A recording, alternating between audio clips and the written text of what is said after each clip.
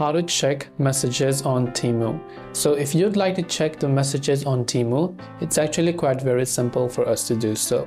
All we have to do is go ahead and then first of all, make sure to launch the Temu application. Then once you launch the Temu app, this is the type of interface you'll be able to see.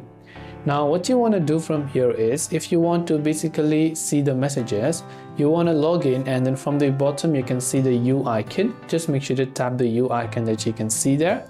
And when you tap the U icon, over there you can find the option called messages. So of course what you have to do is go to the messages tab. Now when you go to messages, over here you'll be able to see all these sorts of options.